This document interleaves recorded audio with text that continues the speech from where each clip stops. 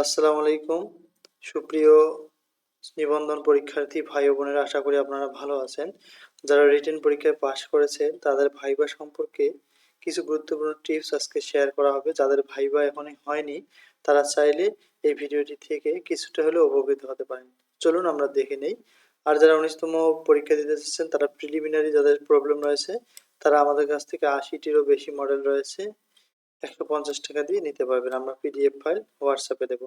আর যারা এখন থেকে রিটেন প্রিপারেশন নিতে চাচ্ছেন 19তম, তারাও চাইলে আমাদের সাথে যোগাযোগ করতে পারেন।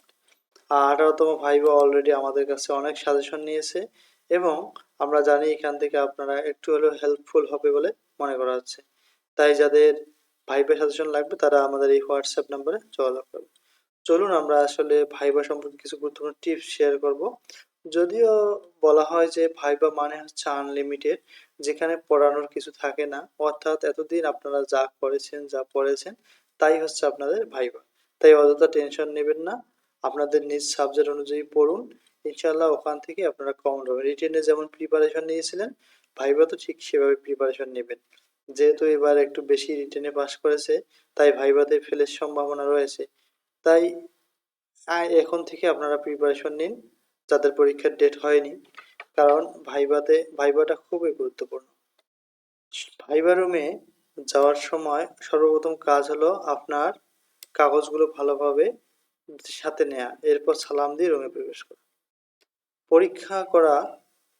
পরীক্ষার্থীরা আপনার কাছে সার্টিফিকেট ও এনআইডি কার্ড চাইবে, সেগুলো তাদেরকে দেয়া এবং বসতে না বললে অনুমতি নিয়ে বসতে হবে। বিভিন্ন শিক্ষক বিভিন্ন দিক থেকে আপনাকে প্রশ্ন করবে, আপনি তার দিকে একবার তাকাবেন এবং অন্য শিক্ষকের দিকে তাকানোর চেষ্টা করবেন। অর্থাৎ যিনি প্রশ্ন করবে তার দিকেই শুধু তাকাবেন না, অ্যান্সার দেওয়ার সময় সব শিক্ষকের দিকে একটু করে তাকাবেন। আপনার নিজ সাবজেক্ট সম্পর্কে কিছু কমন বিষয় যেগুলো অবশ্যই আপনাকে পড়তে হবে। ভাইভাতে সাধারণত নিবন্ধন পরীক্ষায় বাইরে তেমন প্রশ্ন করা হয় না, অর্থাৎ আপনাদের সাবজেক্ট ওয়াইজ প্রশ্ন করা হয়ে থাকে। আপনারা জানেন যে নিবন্ধন পরীক্ষার মাধ্যমে একজন শিক্ষক বা প্রভাষক নির্বাচিত হয়। তাই এখানে বোর্ড আপনাদের ওই সাবজেক্ট সম্পর্কে ক্লাস নিতে হবে, তাই ওই সাবজেক্ট সম্পর্কেই বেশি প্রশ্ন করা হয়ে থাকে। তাই আপনারা নিজ সাবজেক্ট সম্পর্কে ভালো ধারণা নিয়ে পরীক্ষা দিতে যাবেন।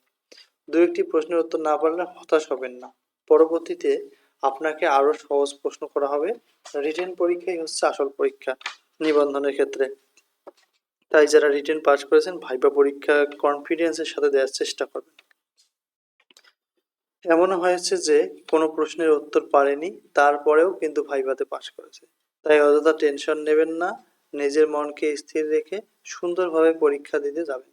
অতিরিক্ত কিছু টেনশন করবেন না, আপনারা সর্বদা নিজের সাবজেক্টের দিকে বিষয়গুলো একটু ভালোভাবে পড়ে যাবেন।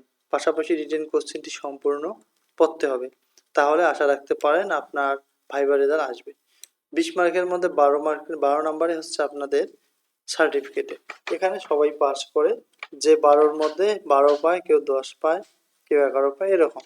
আর শিক্ষকের হাতে 8 নাম্বার থাকে। 8 নাম্বারের উপর নির্ভর করে প্রার্থীর ভাইবা পাস ফেল। আপনি 2-3টি প্রশ্নের উত্তর করতে পারলেই আপনি সিলেক্টেড হয়ে যাবেন। তাই অযথা টেনশন নেবেন না, সুন্দর এবং খুব ফ্রেশ মাইন্ডে পরীক্ষা দিতে যাবেন। মনে রাখবেন যে ভাইবাটা শুধুমাত্র আপনাকে দেখার জন্য, আপনাকে জাস্ট দেখবে আপনি ক্লাস নিতে পারবেন কিনা, আপনি সচল আছেন কিনা, এটি। তো থ্যাংক ইউ ফর ওয়াচিং। যদি ভালো লাগে আমাদের চ্যানেলটি সাবস্ক্রাইব করবেন যারা নতুন দেখতেছেন, আর যারা সাবস্ক্রাইব করেছেন তাদেরকে অসংখ্য ধন্যবাদ। আর ভাইবা সম্পর্কে প্রবলেম মনে হলে আপনারা আমাদের কাছ থেকে ভাইবা সাজেশন নিতে পারেন এই হোয়াটসঅ্যাপ নাম্বার।